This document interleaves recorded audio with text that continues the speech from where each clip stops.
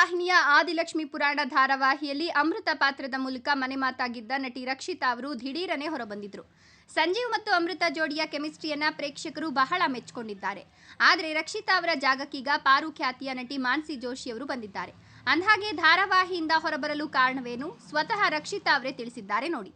ಆದಿಲಕ್ಷ್ಮಿ ಪುರಾಣ ಧಾರಾವಾಹಿಯಿಂದ ಹೊರಬಂದಿರುವ ಬಗ್ಗೆ ಸೋಷಿಯಲ್ ಮೀಡಿಯಾದಲ್ಲಿ ಸುದೀರ್ಘವಾದ ಪೋಸ್ಟ್ ಹಂಚಿಕೊಂಡಿರುವ ರಕ್ಷಿತಾ, ಈ ದಿನ ಬರ್ತದೆ ಅಂತ ಯಾವತ್ತೂ ಅನಿಸಿರಲಿಲ್ಲ. ಆದರೆ ಕೆಲವು ಪರಿಸ್ಥಿತಿಗಳ ಕಾರಣದಿಂದ ಇಂದು ಈ ಮಾತು ಬರೆಯಬೇಕಾದ ಪರಿಸ್ಥಿತಿ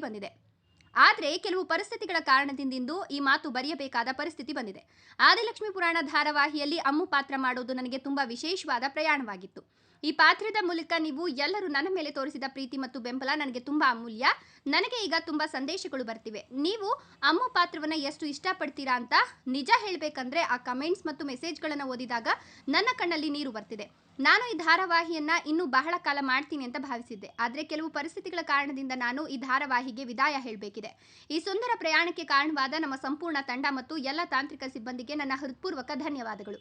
ವಿಶೇಷವಾಗಿ ಜಿ ಕನ್ನಡ ವಾಹಿನಿಗೆ ಸುಧೀಂದ್ರ ಸರ್ ಮತ್ತು ಸಂತೋಷ್ ಕೋಟಿ ಸರ್ ಅವರಿಗೆ ನನಗೆ ಈ ಅದ್ಭುತ ಅವಕಾಶ ನೀಡಿ ನಿಮ್ಮ ಮುಂದೆ ಹಾಗೆ ಕಾಣಿಸಿಕೊಳ್ಳುವ ಅವಕಾಶ ಕೊಟ್ಟಿದ್ದಕ್ಕೆ ತುಂಬಾ ಧನ್ಯವಾದಗಳು. ನನ್ನನ್ನು ಇಷ್ಟು ಪ್ರೀತಿಯಿಂದ ಬೆಂಬಲಿಸಿದ ಪ್ರತಿಯೊಬ್ಬರಿಗೂ ನನ್ನ ಹೃತ್ಪೂರ್ವಕ ಧನ್ಯವಾದಗಳು. ನಿಮ್ಮ ಪ್ರೀತಿ ಮತ್ತು ಬೆಂಬಲವೇ ನನಗೆ ಯಾವಾಗಲೂ ದೊಡ್ಡ ಶಕ್ತಿ. ಇದು ಅಂತ್ಯ ಅಲ್ಲ, ಇದೊಂದು ಹೊಸ ಆರಂಭ. ಮುಂದಿನ ನನ್ನ ಪ್ರಾಜೆಕ್ಟ್ಗಳಲ್ಲಿಯೂ ನೀವು ಇದೇ ರೀತಿ ನನ್ನನ್ನು ಪ್ರೀತಿಸಿ ಬೆಂಬಲಿಸ್ತೀರಾ ಅಂತ ನಾನು ಆಶಿಸ್ತೇನೆ. ಅಮ್ಮು ಪಾತ್ರ ಯಾವಾಗಲೂ ನನ್ನ ಹೃದಯಕ್ಕೆ ತುಂಬಾ ಹತ್ತಿರವಾಗ್ತದೆ ಮತ್ತು ನೀವು ಎಲ್ಲರೂ ಕೂಡ ಎಲ್ಲರಿಗೂ ನನ್ನ ತುಂಬು ಪ್ರೀತಿ. ರಕ್ಷಿತಾ ಅಂತ ಬರ್ಕೊಂಡಿದ್ದಾರೆ.